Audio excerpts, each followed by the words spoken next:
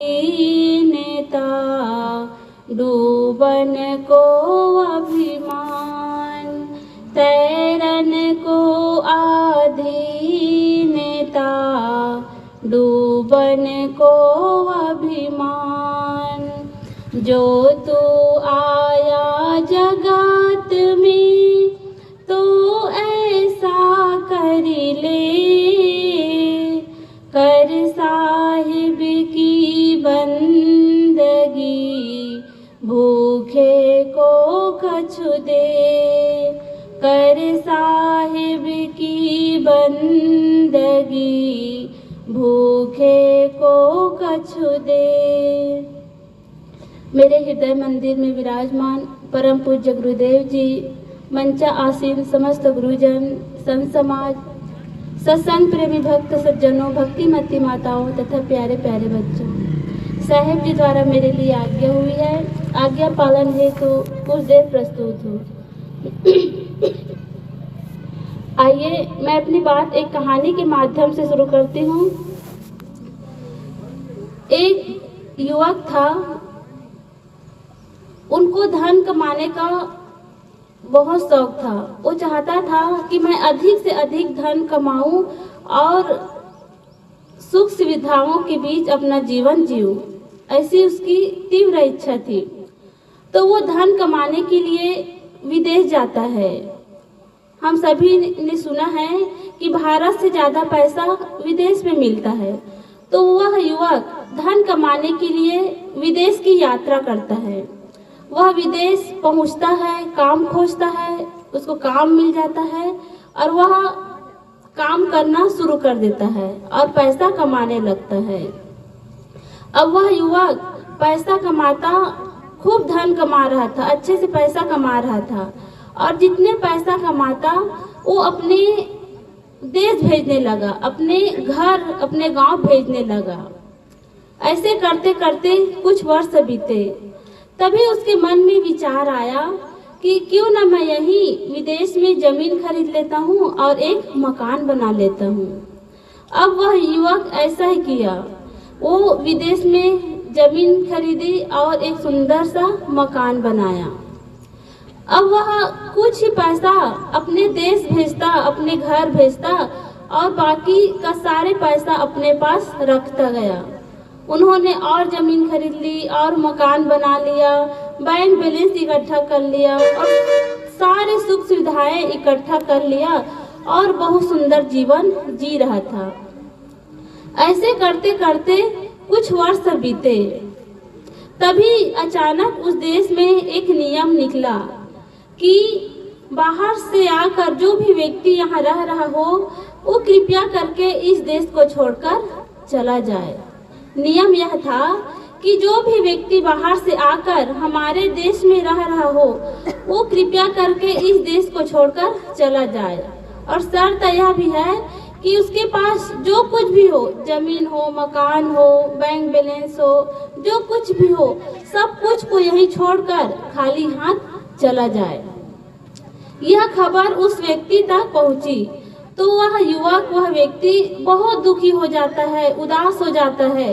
सोचता है कि मैंने बहुत मेहनत की है, एक एक पैसे जोड़ जोड़ कर अपने खून पसीने की कमाई से जमीन खरीदी, मकान बनाया, बैंक बैलेंस इकट्ठा किया।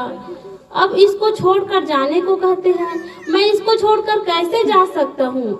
अभी तो मैं इसका सुख ही नहीं भोगा हूँ, इसका आनंद ही नहीं उठाया हूँ और इसको छोड़कर मैं कैसे जा सकता हूँ? ऐसे सोचकर वह व्यक्ति नहीं जाता है बल्कि वहीं छुप कर रहने लगता है। लेकिन वह कब तक छुप कर रह सकता था? एक न एक दिन पकड़ा ही जाता। तो वह व्यक्ति छुप कर रहने लगा। अब वहाँ के कर्मचारी खोज करते हैं, छानबीन करते हैं कि कहीं बाहर से आकर कोई व्यक्ति हमारे देश में तो नहीं रह रहा है। और एक दिन खोज करते करते उस व्यक्ति के घर जा पहुंचा। कर्मचारी को आते देखकर वह व्यक्ति छुप जाता है, घर अंदर चला जाता है। लेकिन जो कर्मचारी है घर का छानबीन करते हैं, खोज करते हैं तो उस व्यक्ति को पकड़ लिया जाता है। फिर उनसे कहा जाता है कि आपको इस देश को छोड़कर जाना पड़ेगा, यह हमारे देश का नियम है। तो वह युवक, वह व्यक्ति कर्मचारी के आगे हाथ जोड़ता है, विनती करता है, गिड़गिड़ाता है, कहता है कि भैया मैंने बहुत मेहनत से अपने खून पसीने की कमाई से जमीन खरीदी, मकान बनाया, बैंक बैलेंस इकट्ठा किया, सारे सुख सुविधाएं इकट्ठा किया है और इसका तो ठीक से मैं आनंद ही नहीं उठाया हूँ, ठीक से जिया ही नहीं हूँ। और आप कहते हैं इसको छोड़कर चला जाऊँ। मैं इसको छोड़कर कैसे जा सकता हूँ, मैं नहीं जाऊँगा। तो कर्मचारी कहता है कि भैया ये हमारे देश का नियम है और इस नियम का पालन आपको करना ही पड़ेगा। अब वह बेचारा युवक दीनहीन हो जाता है, लाचार हो जाता है और सब कुछ को छोड़कर जाने लगता है। वो कर्मचारी उनका सब कुछ ले लेता है, सब कुछ हड़प लेता है। यहाँ तक का उन्होंने जो कपड़ा पहन रखा था, वस्त्र पहन रखा था, उसको भी उतार लिया जाता है और कमर में एक छोटा सा कपड़ा पहनाकर उसको अपने देश से विदा कर देता है। सज्जनों, यह एक कहानी है और यह कहानी उस व्यक्ति की कहानी नहीं है, बल्कि हम सबकी कहानी है। हम यहाँ आए हैं तो यह हमारा अपना देश नहीं है, मानो हम विदेश में आए हुए हैं और इस विदेश को छोड़कर एक न एक दिन हमें अपना देश जाना ही पड़ेगा। और जिस शरीर में रह रहे हैं यह हमारा अपना शरीर नहीं है, अपना घर नहीं है, मानो हम किराए के घर में रह रहे हैं।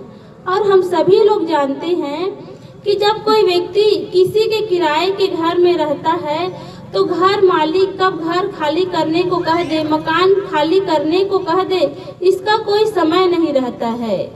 घर मालिक को जब जरूरत पड़ता है तो मकान को, रूम को खाली करने को कह देता है। बस ऐसे ही जब हमारा समय पूरा होगा तो इस शरीर रूपी घर को छोड़कर हमें जाना ही पड़ेगा। एक भजनकार ने बहुत सुंदर कहा है, जिंदगी एक किराए का घर है, जिंदगी एक किराए का घर है, एक ना एक दिन बदलना पड़ेगा, एक ना एक दिन बदलना पड़ेगा। मौत जब तुमको आवाज देगी, मौत जब तुमको आवाज देगी, घर से बाहर निकलना पड़ेगा, घर से बाहर निकलना पड़ेगा। तो सज्जनों, यह जिंदगी एक किराए का घर है और इस किराए के घर को एक न एक दिन हमें खाली करना ही पड़ेगा। लेकिन हम करते क्या हैं? जब तक इस जीवन में रहते हैं, जब तक इस शरीर में रहते हैं, तब तक जमीन खरीदते हैं, मकान बनाते हैं, बैंक बैलेंस इकट्ठा करते हैं और जब मौत की शहजादी आती है तो सब कुछ को यही छोड़कर जाना होता है। हम अपने धन संपत्ति का एक तिनका भी लेकर नहीं जा सकते। ऐसा कोई साधन ही नहीं है, ऐसा कोई व्यवस्था ही नहीं है कि हम कुछ लेकर जा सके। लेकिन जब तक इस जीवन में रहते हैं, इस शरीर का अहंकार करते हैं, अपने जवानी का अहंकार करते हैं, अपने पुत्र परिवार जनों का अहंकार करते हैं, अपने रिश्तेदारों का अहंकार करते हैं। सदगुरु कबीर साहब जी ने कहा है कि कबीर गर्व न कीजिए इस यौवन की आस, कबीर गर्व न कीजिए इस यौवन की आस, तेसु फूला दिवस 10 खंखर भया पलास। सदगुरु कबीर साहब जी पलास के फूल का उदाहरण देते हैं। हम सभी लोग देखते हैं, जानते हैं कि जब पलास का फूल, परसा का फूल जब खिलता है, गांव के बाहर देखते हैं, खेतों में देखते हैं, तो जब परसा का फूल खिलता है, पलास का फूल खिलता है तो कितना सुंदर दिखता है, लाल लाल फूल, कितना प्यारा लगता है। लेकिन वह कुछ दिनों में झड़ जाता है, खंखर हो जाता है, फिर वह देखने में अच्छा नहीं लगता है। बस ऐसे ही हमारा जीवन है। जब शरीर में जवानी होती है तो यह शरीर कितना प्यारा लगता है, कितना अच्छा लगता है, लेकिन देखते ही देखते इसमें बुढ़ापा आने लगता है और यह शरीर खंखर हो जाता है। हमारी जो इंद्रियां हैं वह शिथिल हो जाती है, आंखों से दिखाई नहीं देती है, पैरों से चला नहीं जाता है, कानों से सुनाई नहीं देती है, आंखों से कम दिखाई देती है। तो यह शरीर जो है कमजोर होने लगता है, फिर यह शरीर अच्छा नहीं लगता है। साहब जी कहते हैं कबीर गर्व न कीजिए इस जौवन की आग। साहब जी कहते हैं कि ऐ मनुष्य, तो इस शरीर का, इस जवानी का, इस धन संपत्ति का अहंकार मत कर, क्योंकि यह सदैव रहने वाला नहीं है। ये जितने भी कुछ हमारे पास होते हैं वो सब छूटने वाला है, नाशवान है। प्राणी जो है छूट जाता है और पदार्थ जो है नाश हो जाता है, इसलिए किसी भी चीज का अहंकार करना हमें नहीं चाहिए। सज्जनों, हमें बहुत सुंदर मनुष्य का जीवन मिला हुआ है। इस अमूल्य जीवन को पाकर, बेशकीमती जीवन को पाकर हमें अच्छा काम करना चाहिए। हमें ध्यान साधना का काम करना चाहिए, सत्संग करना चाहिए, हमें सेवा करना चाहिए, दान पुण्य करना चाहिए और अपने जीवन को सफल बनाना चाहिए। हमें ऐसा काम करना चाहिए कि हमें जीवन के अंत में पश्चाताप न होना पड़े। जब हमारी मौत आए तो हमें पछताना पड़े, ऐसा काम हमें नहीं करना चाहिए।